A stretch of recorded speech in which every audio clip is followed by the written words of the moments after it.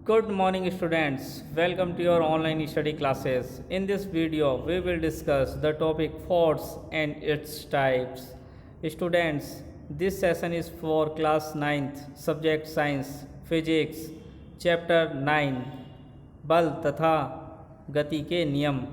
Students, इस chapter में हम बल के बारे में जानेंगे और गति के नियमों के बारे में जानेंगे। तो हमारा पहला आज का टॉपिक है बल और बल के प्रकार। तो आइए इसको समझते हैं। आपके एग्ज़ाम में ये प्रश्न कई बार पूछा जाता है कि बल को परिभाषित कीजिए। तो आप इसका आंसर किस प्रकार से दे पाते हैं वो यहाँ देखिए, इसकी डेफिनेशन दी गई है। बल वह बाह्य कारक है जो किसी वस्तु की स्थिति में परिवर्तन कर देता है अथवा परिवर्तन करने का प्रयास करता है, बल कहलाता है। ये इसकी डेफिनेशन है। अब स्टूडेंट्स देखिए, अगर हम किसी वस्तु पर बल लगा रहे हैं, मान लीजिए एक बच्चा एक मेज पर बल लगाता है, हो सकता है वो बच्चा उस मेज को खिसका करके आगे बढ़ा दे। और वहीं दूसरी साइड मान लीजिए वही बच्चा किसी दीवार को बल लगाता है तो वो दीवार को नहीं खिसका सकता है, लेकिन वो प्रयास कर रहा है। इट मीन्स वो बल लगा रहा है। तो ज़रूरी नहीं कि वस्तु की स्थिति में परिवर्तन हो ही जाए, परिवर्तन करने का प्रयास भी कर सकता है। इसे क्या कहते हैं? बल कहते हैं। तो इस प्रकार से हमारी डेफिनेशन है। और स्टूडेंट्स, इसका एक उदाहरण आप कुछ भी लिख सकते हैं जो आपके डेली लाइफ में आप कोई एग्जाम्पल ऐसा अपने डेली लाइफ में ऑब्ज़र्व कर पाते हैं तो लिख सकते हैं। देखिए, यहाँ एक उदाहरण लिखा हुआ है कि अलमारी की किसी भी दराज को खोलने के लिए खींचना पड़ता है और बंद करने के लिए धकेलना पड़ता है। और यही किस वजह से होता है? ये बल लगाने के कारण होता है। तो यहाँ देखिए, कुछ उदाहरण आपको दिए गए हैं। यहाँ एक बच्चा एक ट्रॉली से कुछ धकेल रहा है, ट्रॉली में कुछ सामान लेकर के जा रहा है, बल लगा रहा है और उसकी वजह से, बल लगाने की वजह से ही ट्रॉली गति कर पा रही है।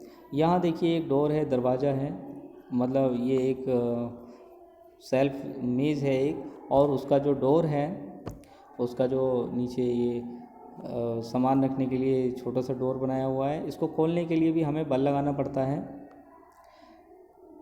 यहाँ देखिए इस चित्र में हॉकी स्टिक से एक गेंद को हिट कर रही है ये गर्ल है। तो यहाँ पे जो है ये बॉल को हिट करने के लिए भी स्टिक को क्या लगाना पड़ता है? बल लगाना पड़ता है, फोर्स की रिक्वायरमेंट होती है। तो यहाँ इसी प्रकार से देखिए एक गेंद है, उस गेंद को दोनों ओर से बल लगाया जाता है। तो इस प्रकार से देखिए यहाँ देख सकते हैं कि बल के कारण इसकी स्थिति में, इसके आकार में परिवर्तन हो गया है। इसी प्रकार से यहाँ एक स्प्रिंग है, दोनों ही सिरों से उसे खींचा जाता है। तो यहाँ देखिए उसके भी आकार में कुछ ना कुछ परिवर्तन हो जाता है। तो ये हमारे डेली लाइफ में कुछ एग्जाम्पल्स हैं जो हम डेली लाइफ में इनको ऑब्ज़र्व कर पाते हैं और ये बल के कारण ही संभव हो पाते हैं। आगे बढ़ते हैं और जानते हैं बल के क्या प्रभाव हैं। स्टूडेंट्स देखिए, ये बल के प्रभाव आपके सामने स्क्रीन पर हैं और ये आप ऑब्ज़र्व भी कर पाते हैं। तो समझ कर इसको पहले पढ़ते हैं, फिर उसको समझते हैं और फिर उसको नोट डाउन कर लीजिएगा। देखिए, बल किसी भी स्थिर वस्तु को गतिशील बना देता है। उदाहरण, एक फुटबॉल को पैर से धक्का मारने पर वह गतिशील हो जाती है। बल लगाते हैं तो वस्तु गतिशील हो जाती है। बल किसी गतिशील वस्तु को स्थिर कर देता है। गाड़ियों में ब्रेक लगाने से गाड़ी रुक जाती हैं। इसी प्रकार से बल किसी भी गतिशील वस्तु की दिशा को बदल सकता है। साइकिल के हैंडल पर बल लगाने से उसकी दिशा बदल जाती है। इसी प्रकार कार के स्टीयरिंग को घुमाने से कार की गति की दिशा बदल जाती है। तो बल लगाने से दिशाएं बदल जाती हैं।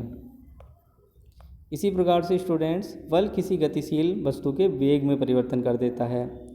मान लीजिए कोई वाहन त्वरित गति से बढ़ रहा है तो उस पर ब्रेक लगा देने से उसका वेग कम हो जाता है। तो ये भी किस कारण से है? बल के कारण से है, बल की वजह से है। उसी प्रकार से स्टूडेंट्स, एक 5th पॉइंट, 5वां प्रभाव है बल का। बल किसी वस्तु की आकृति और आकार में परिवर्तन कर देता है। जैसे हथौड़ा मारने से किसी भी पत्थर के कई टुकड़े हो जाते हैं। उसकी आकृति परिवर्तित हो गई है और उसका आकार भी परिवर्तित हो गया है। तो ये कुछ 5 पॉइंट्स हैं जो हम डेली लाइफ में ऑब्जर्व करते हैं, ये बल के प्रभाव हैं। तो स्टूडेंट्स, अगर केवल इतना आता है कि बल किसे कहते हैं, बल को परिभाषित कीजिए, 1 या 2 मार्क्स में आता है तो आप केवल और केवल उसमें डेफिनेशन लिख सकते हैं और एक उदाहरण लिख सकते हैं। और मान लीजिए यही प्रश्न आपके ज़्यादा मार्क्स में आता है या बल के प्रभाव पूछे जाते हैं तो आप इसको भी लिख सकते हैं। और एग्ज़ाम में आपको ये भी देखना है कि आपके पास समय कितना है, समय के अनुसार ही उसमें किसी भी प्रश्न का उत्तर दें। स्टूडेंट्स देखिए, यहाँ एक प्रश्न ये है कि बल कितने प्रकार के होते हैं। यही प्रश्न दूसरी तरीके से पूछा जाता है कि संतुलित बल और असंतुलित बल में क्या डिफरेंस है, इन दोनों से आप क्या समझते हैं। तो आइए हम बल के बारे में जानते हैं। तो बल 2 प्रकार के होते हैं। कौन कौन से स्टूडेंट्स?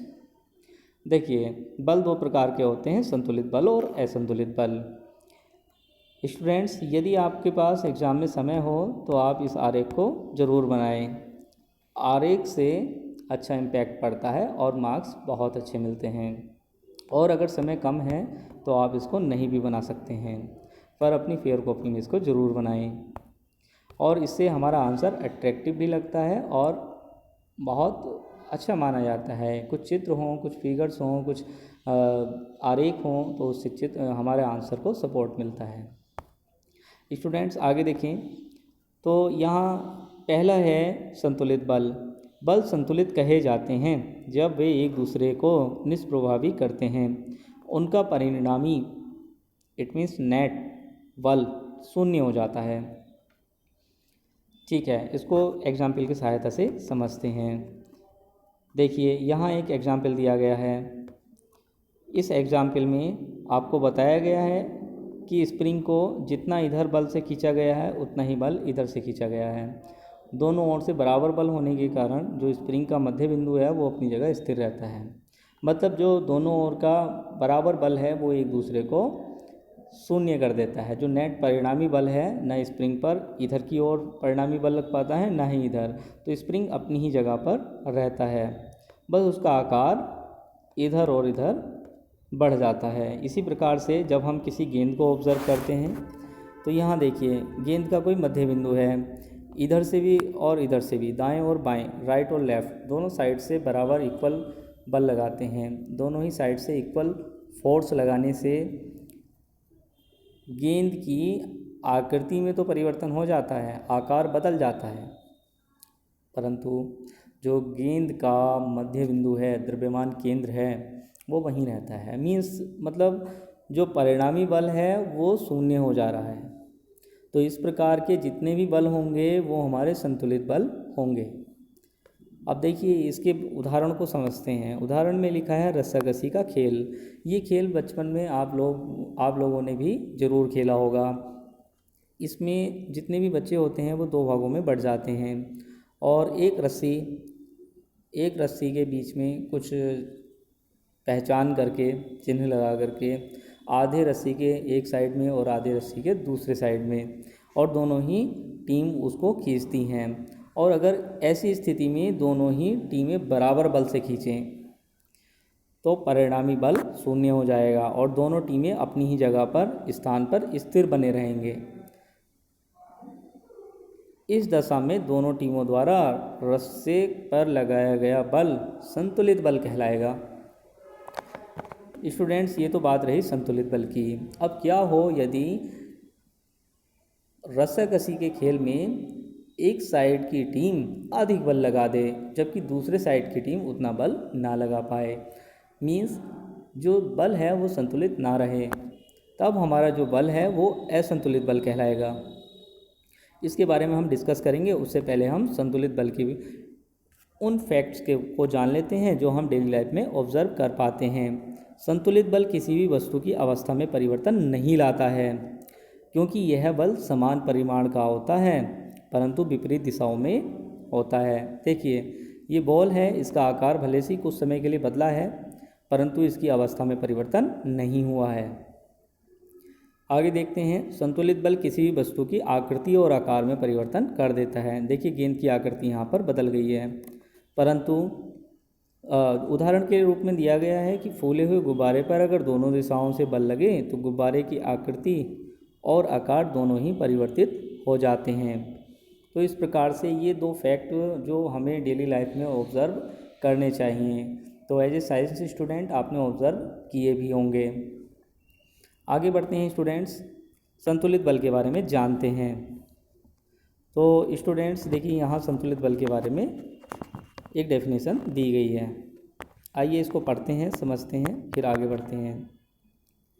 जब किसी वस्तु पर लगे अनेक बलों का परिणामी बल शून्य नहीं होता है तो उस बल को असंतुलित बल कहते हैं। अब देखिए स्टूडेंट्स, किसी भी वस्तु पर केवल और केवल एक बल लगे ये तो ज़रूरी नहीं है, एक वस्तु पर एक से ज़्यादा बल लगते ही हैं। जैसे मान लीजिए पृथ्वी पर स्थित कोई मेज है, उसे एक बच्चा धकेल रहा है, तो वो बच्चा धकेल रहा है, इसका मतलब वो उस पर बल लगा रहा है, और एक और बच्चा उसके साइड में धकेल रहा है, दोनों ही बच्चे आगे की ओर धकेल रहे हैं। जबकि जो गुरुत्वाकर्षण बल है वो इस बॉक्स को नीचे की ओर पृथ्वी की ओर खींच रहा है, और जो घर्षण बल है वो इस बॉक्स के निचली सतह पर पीछे की ओर लगता है, गति की विपरीत दिशा में। तो इस प्रकार से स्टूडेंट्स, ये ज़रूरी नहीं है कि किसी भी वस्तु पर केवल और केवल एक ही बल लगे, तो एक समय में एक से ज़्यादा बल भी लगते हैं। ऐसी स्थिति में हम बलों का परिणामी निकालते हैं, नेट बल निकालते हैं। तो जब परिणामी निकालते हैं तब हम देखते हैं क्या परिणामी शून्य है। यदि परिणामी शून्य हो, परिणामी बल शून्य हो तो संतुलित बल कहलाते हैं, और अगर परिणामी बल शून्य नहीं हो तो वो सभी बल असंतुलित बल कहलाते हैं। तो यही इसकी डेफिनेशन है। तो स्टूडेंट्स, ये डेफिनेशन आपको समझ आ ही गई होगी। तो हम आगे बढ़ते हैं, संतुलित बल के प्रभाव को देखते हैं। देखिए, किसी भी इस वस्तु को गतिशील कर देता है। कोई अगर वस्तु स्थिर है और हम उस पर बल लगाते हैं, और चूँकि नेट बल परिणामी बल शून्य नहीं है तो वस्तु मूव करने लगती है। जैसे ये ट्रॉली क्या करेगी, मूव करने लगेगी, ये डोर बाहर की ओर आने लगेगा, और ये गेंद भी हिट करने से दूर जाने लगेगी, और ये बॉक्स भी आगे की ओर खिसकने लगेगा। स्टूडेंट्स, अगला पॉइंट है किसी भी गतिशील वस्तु के वेग को बढ़ा देता है। अब मान लीजिए कोई वस्तु कुछ वेग से चल रही है, यदि हम उस पर बल लगा दें तो वो वस्तु का वेग बढ़ जाएगा और ज़्यादा तेज़ी से वस्तु चलने लगेगी। किसी भी गतिशील वस्तु के वेग को कम कर सकता है। अब मान लीजिए कोई वस्तु गतिशील है और हम उसके विपरीत दिशा में बल लगाते हैं। मान लीजिए बच्चा है जो ट्रॉली लेकर के जा रहा है, अगर ये आगे की ओर बल लगा रहा है और आगे से एक और छोटा बच्चा इसको इस और इसकी गति की विपरीत दिशा में बल लगाए तो इसका वेग क्या हो जाएगा, कम हो जाएगा स्टूडेंट्स। इसी प्रकार से किसी भी गतिशील वस्तु को स्थिर बना देता है। कोई मान लीजिए गतिशील वस्तु है और हम उस पर क्या लगा दे रहे हैं, बल लगा दे रहे हैं, तो बल लगाने से वस्तु का वेग कम होकर के वस्तु स्थिर भी हो सकती है। जैसे गाड़ी में ब्रेक लगाने से गाड़ी रुक जाती है। किसी भी वस्तु की आकृति और आकार में परिवर्तन कर देता है। जी हाँ, जैसे हमने समझा है कि पीछे एक गेंद का एग्जाम्पल आया था कि हमने उसको दोनों ही साइड से संतुलित बल लगाया था। यदि हम असंतुलित बल लगाते हैं तो उसकी आकृति और आकार बदल भी सकते थे।